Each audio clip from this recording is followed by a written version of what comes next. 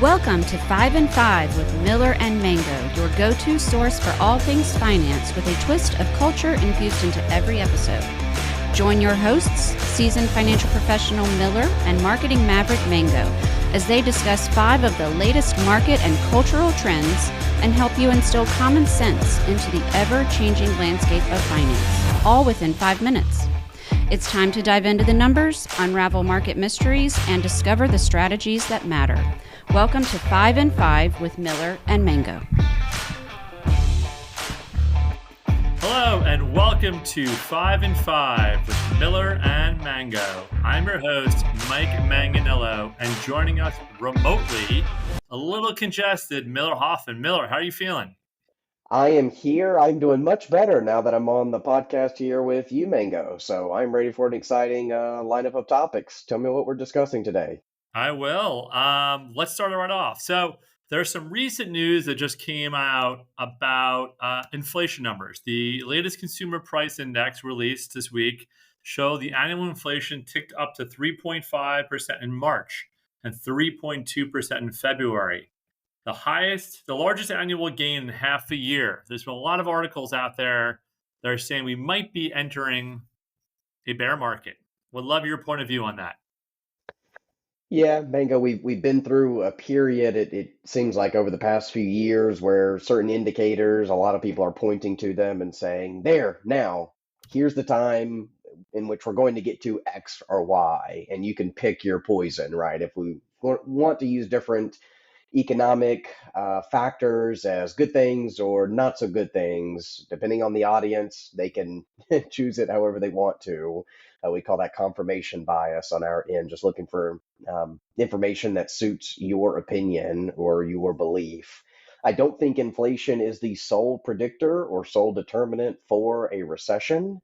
But it is also not the best news for us to receive at this point in the year, given what the Federal Reserve was expecting to occur with inflation. It is certainly more sticky, is that key word that the Fed is tending to stick to use. So it is much more sticky, I think, than anticipated, and seeing the rate go up is certainly the opposite direction than what the vast majority of people in the country want to see. So does this mean we're heading into a recession right now? I think that's a big stretch, but certainly not good news for Main Street or Wall Street alike. Any actions our listeners should be considering or looking at coming up? I think the two main things when we look at the inflation report that was just released, there's two main factors that are really pushing the numbers to be what they are. And that's gas and shelter prices. I don't have to tell anyone who's listening to this podcast how expensive shelter is, whether you're renting, buying, or some mix of the two. It is a very expensive proposition to get into at this point. And we've seen the price at the pump also increase with oil levels. The Biden administration's been very active in trying to offer some reprieve there. But although all of the main sectors at the CPI index or the one of the Fed's favorite indicators to use all increased, it was mainly attributed to gas and shelter or housing prices. So something to keep in the back of your mind as you see just numbers reported here publicly. Okay. Topic 2, we are about to enter the most exciting time of the year, the Masters. Oh, wait, we're not to that yet, but it's also tax season. Interesting, where I would want to understand is what happens if you actually don't file your taxes by April 15th? Yeah, it is the most fun time of the year. Everyone loves tax season, and it's now coming to an end for individuals or most individuals. Keep in mind, Mike, businesses, trust, and other entities typically have different times of the year where they report taxes. So when we say tax season, it's just mainly for individuals out here in the United States at this point. But I'd encourage virtually everyone on the call here on the podcast to please file your taxes by the deadline. Mango, the penalties for not filing are a heck of a lot worse than not having the money to pay, especially by April 15th. So what the IRS has in place is the longer that you wait without filing and without paying what you owe, the worse and worse your penalty gets. And like I mentioned before, it's much better for you to go ahead and file and throw your hands up and say, Uncle Sam, I don't have the money right now, but I'm willing to figure out how I can get it to you rather than not filing in the first place. Got it. So be sure you file. By the way, if you have the dollars you think are owed to Uncle Sam, but not yet have all your paperwork and tax forms in order, you can request an automatic extension that the IRS will grant you. It basically buys you 6 more months or until October of this year to get all of your paperwork ready to formally file. Mango, here's the kicker though. An extension does not release you from having to go ahead and pay by April 15th. Oh, it's Just because interesting. you get an extension does not mean you don't owe until October 15th. If that was the case, virtually everyone would do it. I know I would. I'd love to hang on to my dollars a little bit longer than going ahead and paying by April 15th. So be really careful to go ahead and file and pay as much as you can. But not filing and not paying, both of those things together can be pretty dangerous. Okay. That's very helpful. Pay your taxes, everybody. Pay your taxes, everyone. That's right. So if What's there next? are the few that actually get some tax credit backs, which we might talk about later, I found an interesting article recently from the IBIS world about the top 10 fastest growing industries by revenue growth in the US. And I'll rattle them off really quickly and I'd love your point of view on any of them. One, Mhm. fruit and nut farming in the US. Two, solar power. Three, online gambling services, which we've talked about in this podcast. Four, hybrid and electric vehicle manufacturing. Five, 3D printing and rapid prototyping. Six, social networking sites. Seven, shipbuilding. Eight, wind power. Nine, stock and commodity exchanges. And 10, digital advertising agencies. Hmm. Any of those right off the top of your head kind of come out glaring, interesting? What's your take on that?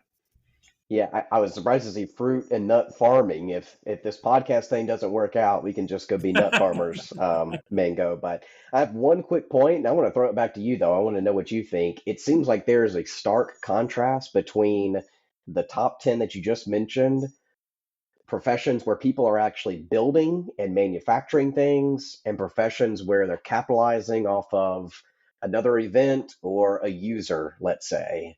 So Yep. there seems to be a big difference between someone who is literally building a ship versus gambling services that's predicated on someone else doing something else, whether it's a horse race, a slot machine, Yep. whatever else. So it seems like there's a big divide on, actually creating physical things versus, a lot of it just being, service related, let's say. But curious to know what you think. What do you think, Yeah, I Mingo? mean, as a background in advertising and marketing, I joke but not joke that the world is really run by advertising. A lot of the dollars and a lot of data and all that is all backed by people spending money to advertise and sell the product. So no, it really doesn't surprise me that three is online gambling service because I'm not sure about you, Miller, but in the state of North Carolina, one out of every three ads I see is promoting online gambling services. Yep. Doesn't surprise me that number six is social networking sites. As we all know, that continues to rise for good and for bad about the use of TikTok and Instagram and other sites. And doesn't shock me that 10 is digital advertising agencies. It seems like honestly that should have been 20 years ago when I started working in this industry. Mhm. So it's not shocking in that sense. I guess I'm a little surprised that they're still growing at the pace that they are because these have been in place for almost a decade now. Mhm. I'm actually surprised by wind power because I honestly thought that was something that came and gone about 5 or 10 years ago, but I could Mhm. be wrong as well as 3D printing. I thought one of those things that was a hype a couple years ago. I didn't know as many people were still using it. Yeah. No, very, very interesting. We'll have to see how that list changes over the next 5, 10 years too. Yeah. So number four, a tradition like none other, and something that would never fit this list because they would never allow it to. For me, the most exciting time of the year is the Masters, and beyond just the golf aspect to it, which is incredible. It's the tradition of the Masters. It's you go when you don't have your phone. The prices are stuck in the 60s and 70s, and Hmm. they built a whole week around, at the end of the day, a simple golf tournament. Hmm. So I think from a marketing standpoint, from a sportsmanship, a entertainment standpoint, I can't think of a better week of a year that a company does of promoting themselves than a Masters. Mhm. Um, are you a big Masters fan? Big Masters fan. I can hear the jingle in the background right now as soon as you said Masters Week this week. So I'm really excited to watch this year's competition and everything that's been going on with the game of golf over really the past couple years. I'm really excited to watch this year and see, how the live guys show up and play. But I love I mean, the brand that the Master stands for, right? It's the low prices, it's the top tier, I mean, Super Bowl of golf tournaments. It's the history, the winners, the tradition that comes with that. What a neat example of something still that has survived really the commercialized test Yep. of time right now, where the Masters as an entity is not out to make massive amounts of profit, right? They could easily generate much more from a dollar perspective than they do now, but it is just simply more powerful for them to keep their brand what it is than um, just sacrifice or bend the knee to the almighty dollar. So I have to Yeah. commend them and for So that, of course. I'll counter that though. The things that they've been doing the last couple of years have been, I guess, quote unquote, bending a knee. I've Mm, noticed a lot more use of social media, which they never did before. A lot more insider view into how things work. They've mm, added a couple of additional hospitality tents on some of the fairways mm, that I believe are going for as high as $17,000 for a week access. mm, So yes, it's an amazing entity. I think there is a capitalist society into what they're building, but yes, they do keep it the tradition alive with the prices and the no phones. And I've been lucky enough to been there twice. Once I took my dad, and second I went with some college friends. mm, I think it's one of the best things I've ever been to, have seen in person. So highly mm. recommend for anybody able to get through. Yeah, I haven't yet been personally, but certainly on the bucket list for And then sure. quick prediction. We'll update it next episode. Who do you think's going to win? One name. I think Scheffler's playing so well right now, and he's been so consistent. I'd love to see him be competitive once again at the Masters. I think that would be really special. So I got Scotty. I got Brooks Koepka just because he was so close last year. My only knock on Scotty, I'm not sure if you read it. His wife's due in a week or two. Labor, He will right? Yeah. leave if his wife goes into labor.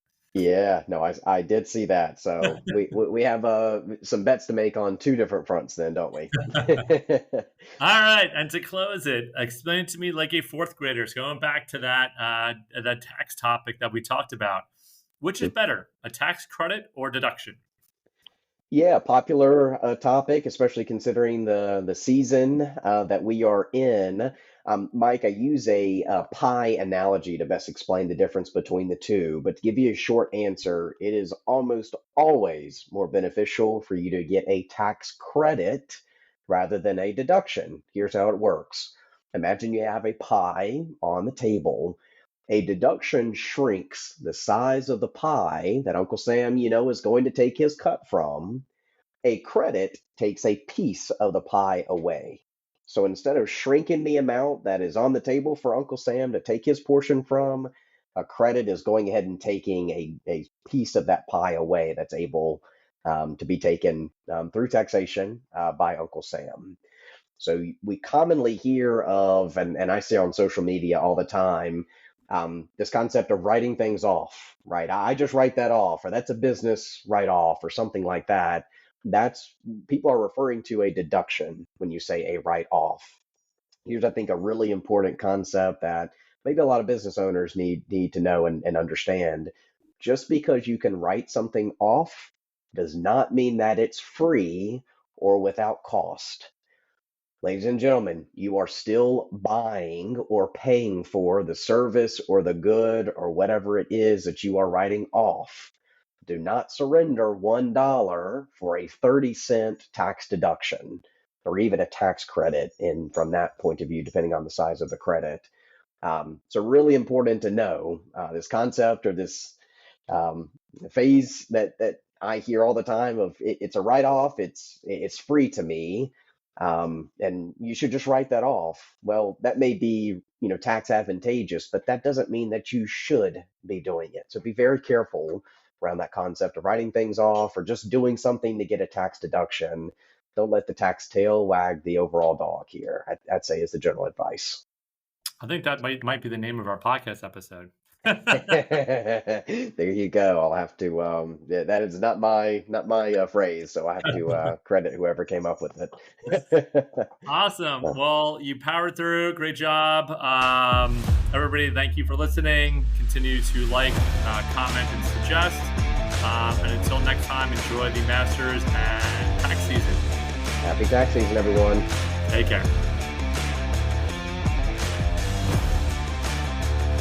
TradeWinds LLC is an investment advisory firm that is registered with the Securities Exchange Commission. Registration does not imply a certain level of skill or training. TradeWinds will not accept trade offers online, and any such request, orders, or instructions that you send will not be accepted and will not be processed. This presentation has been provided for informational purposes only and is not intended as legal, tax, or investment advice or a recommendation of any particular security or strategy. The investment strategy and themes discussed herein may be unsuitable for investors depending on their specific investment objectives and financial situation. Information obtained from third-party sources is believed to be reliable, though its accuracy is not guaranteed. Opinions expressed in this commentary reflect subjective judgments of the author based on conditions at the time of the publication and are subject to change without notice. Past performance is not indicative of future results.